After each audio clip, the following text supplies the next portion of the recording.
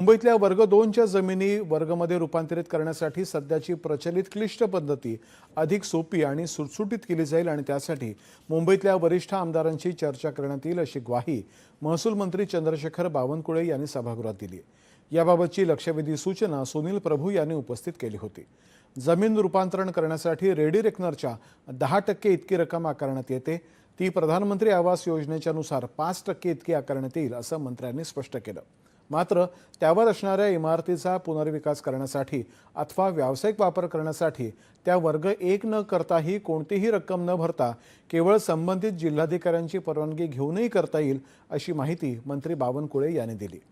मुंबई महानगरपालिकेच्या चतुर्थ श्रेणी कर्मचाऱ्यांना ते निवृत्त झाल्यानंतर त्यांचं सेवेतलं घर रिकामे करून न घेता ते त्यांच्याच नावावरती करण्यासाठी विधिमंडळातल्या सदस्यांची अभ्यास समिती नेमून त्यांच्या शिफारसी आल्यावर त्यावर सकारात्मक विचार करण्यात येईल अशी माहिती प्रभारी मंत्री उदय सामंत यांनी दिली।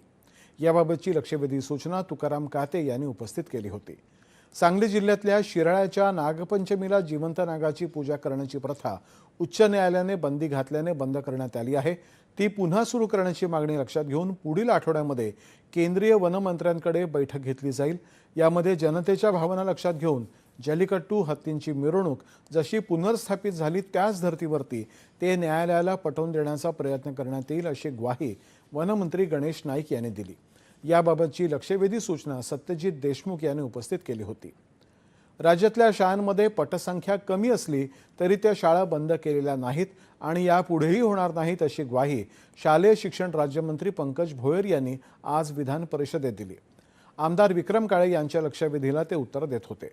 राज्यातल्या एकंदर 1,08,000पेक्षा जास्त शाळांपैकी 18,000पेक्षा जास्त शाळांची पटसंख्या 20पेक्षा कमी आहे। मात्र यापैकी कोणतीही शाळा बंद झालेली नाही असंही त्यांनी सांगितलं।